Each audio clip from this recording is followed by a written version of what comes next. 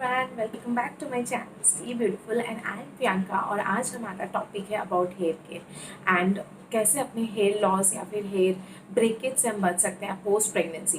ना प्रेगनेंसी के बारे में जब हम बात करें ना, प्रेगनेंसी में क्या होता है, हमारे बड़े बुजुर्ग ये बोलते हैं कि जब आपका बच्चा हंसेगा या आपका बच्चा जब रोएगा, जब खेलना स्टार्ट करेगा, ये देखना कि आपके बाल बहुत ज़्यादा ब्रेकेज होना स्टार्ट हो जाता है। इसका अगर बायोलॉजिकल रीज़न हम देखेंगे, इसका रीज़न ये है कि हमारे बालों को प्रोटीन चाहिए होता है which is called keratin. Keratin is a protein which is needed in hair, उसके ग्रोथ, उसके डेवलपमेंट के लिए। पर जब हम बच्चों को फीड करना स्टार्ट करते हैं, हमारे बॉडी से बहुत सारे न्यूट्रिएंट्स की कमी हो जाती है, जिसके वजह से it shows on a body, shows on a skin, it shows on a hair also.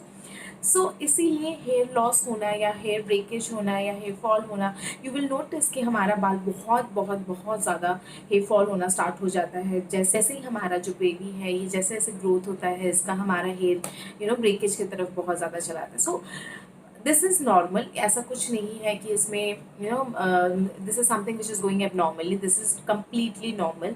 But हमारे हाथ में क्या है, हमारे हाथ में है ये है कि कुछ भी करके, जितना भी है हमारे पास, जो हमारा बाल है उसका हम सही तरीके से केयर करें और हमारा ब्रेकेज को हम कम कर पाएँ। आप मेरे बाल देखोगे, अगर आप मेरे पहले के पिक्चर्स देखोगे, मेरे बाल बहुत ज़्यादा लंबे हुए करते थे। और मैं when my baby was just 2 months old, मैंने तुरंत अपने बाल कटवा लिया। I chop my hair because मुझे बहुत ज़्यादा इरिटेशन होने लग गया था अपने बालों से। मैं किसको देखूँ, अपने आप को देखूँ कि उसको देखूँ। तो मैंने सोचा कि नहीं, बाल अभी कट कर लेते, वो अपने आप ग्रो हो जाएगा।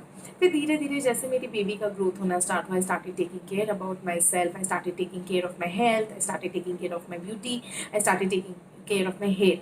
एंड सो मैं अपना हेयर केयर करने के लिए I normally depend on the ingredients जो कि घर में उपलब्ध होते हैं, घर में जो मिल जाए मुझे नॉर्मली, मैं उसी सारे इंग्रेडिएंट्स से अपना हेयर केयर करती हूँ।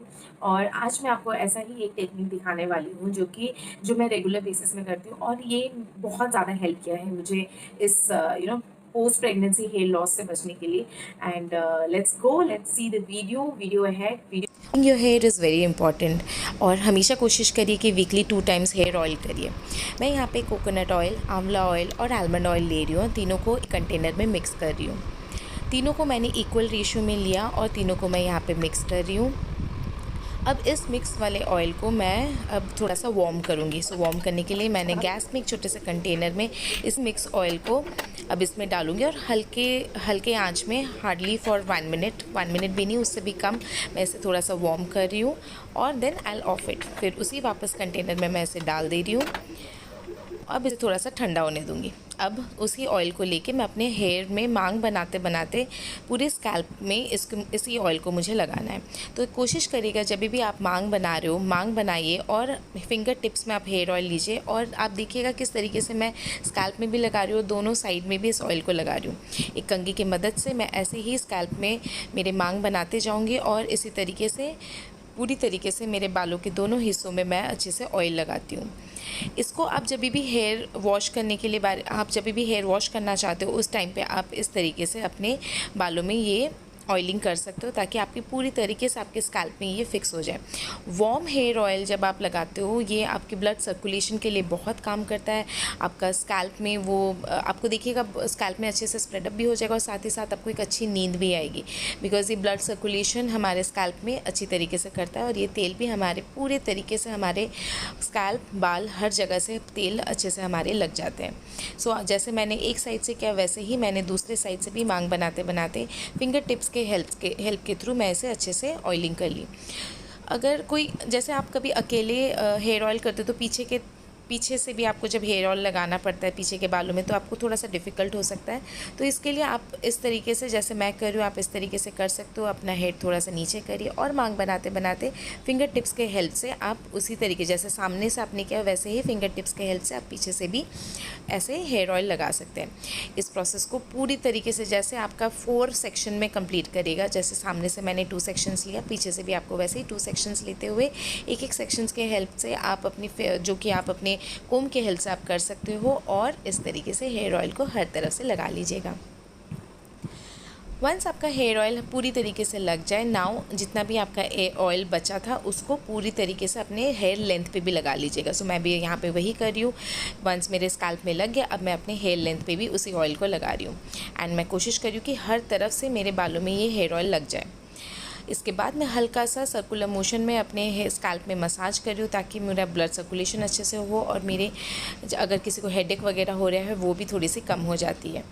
एंड उसके बाद ये मसाज करने के बाद जब भी आप जब भी आप इस तरीके से हेयर ऑयल करते हो, उसके बाद रात में सोने से पहले अपनी बाल को टाइटली कोम कर लीजिएगा, टाइटली चोटी बना लीजिएगा ताकि आपका जो बाल है, बाल से जो ऑयल है वो आपके फेस पे ना आए और आप इस तरीके से अपने बालों को टाई करके अपना चोटी बना के रेडी हो जाइए। Now I am done and ready to go to bed. Pillow के ऊपर ज़रूर से आप एक टॉवल रख लीजिए ताकि ऑयल स्प्रेड ना हो। अब नेक्स्ट प्रोसेस के लिए हम एक हेयर मास्क बनाएंगे जिसमें हम कोकोनट मिल्क और कर्ड का इस्तेमाल करेंगे।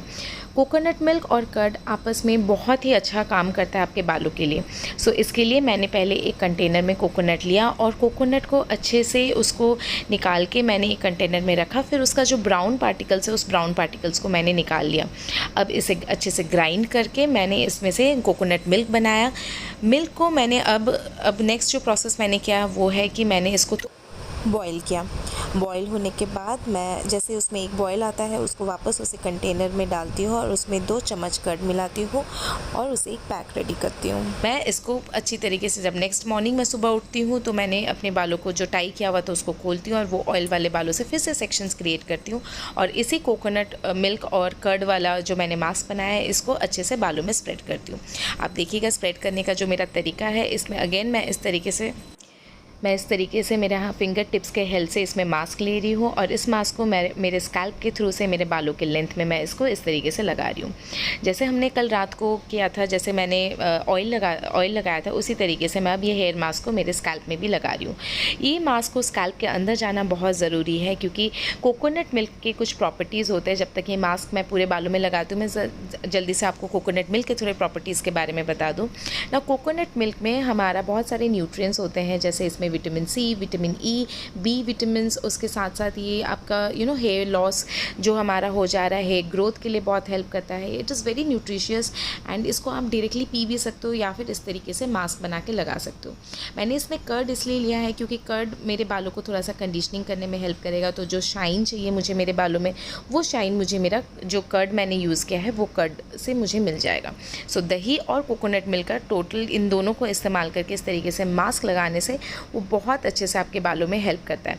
और मैं कोशिश करती हूँ कि ये प्रोसेस को मैं कम से कम जब भी मैं हेयर वॉश करूँ ये प्रोसेस को मैं करूँ ताकि मेरे हेयर लॉस थोड़ा कम हो जाए, क्योंकि जितना मेरा हेयर फॉल हो रहा था मैंने देखा कि 50% उसमें से कम हो गया। After all we are humans and ये प्रोसेस करते करते आप जैसे कंघी का इस्तेमाल भी कर रहे हो, फिंगर टिप से आप निकाल रहे हो, तो कुछ हेयर ना आपके हाथों में भी निकल के आ जाएंगे। सो अंडरस्टैंड, ये नॉर्मल है, इतने तो बाल निकल ही जाते हैं, बट आप देखिएगा कि जितना आपका हेयर लॉस हो रहा था उससे बहुत ज़्यादा कम हो जाएगा। इस मास्क को मैंने जैसे सामने से लगाया उस तरीके से मैंने पीछे से भी इसको वैसे ही लगा रही हूँ एंड प्रोसेस सेम ही है जैसे तेल लगाने का प्रोसेस था उस तरीके से ही मैं इसको लगा रही हूँ। क्यों होता है ना, जब आप अकेले अपना हेयर मास्क पूरा चाहते हो कि आपके पूरे अच्छी तरीके से हेयर मास्क लग जाए, वो थोड़ा सा डिफ़िकल्ट होता है। पर अगर आप इस तरीके से सेक्शन बनाते हुए आप ये मास्क को इस तरीके से लगाओगे वो अच्छी तरीके से आपका स्प्रेड अप हो जाएगा। सो अब मेरा स्प्रेड अप हो गया, मैंने हेयर लेंथ पे भी लगा लिया। अब मैं इसको अच्छे से मसाज कर रही हूँ ताकि मेरे डीपर लेंथ पे भी ये चली जाए और इस तरीके से मैं इसमें एक बन बना दूँगी और इसी तरीके से इसको 20 मिनट्स तक रखूँगी। फिर उसके बाद I shampoo and I am done. का पूरा the way I take care of my hair और मैं अपने हेयर के लिए जो चीज़ें करती हूँ ना चीज़ें मैं करती हूँ और मैं इसे ट्राई करती हूँ कि रिपीट करूँ हर हफ्ता में एटलीस्ट 2 टाइम्स। इसके साथ साथ मैं कुछ और भी हेयर मास्क बनाती हूँ जिससे कि मैं, और वो भी सारे घर के अवेलेबल स्टफ्स के साथ। तो अगर आप मेरी वीडियो को आप पसंद करते हो, अगर आप मेरी वीडियो को और ज़्यादा लाइक दोगे तो मैं ज़रूर से मेरे दूसरे हेयर रेसिपीज़ को भी लेके आऊँगी and I share with you. So आज के वीडियो अच्छा लगता है so please give a like and अगर आप मेरे रेगुलर अपडेट्स जानना चाहते हो so don't forget to subscribe, bell का बटन जरूर से दबा दीजिएगा। So that's it from my end, thank you, bye bye.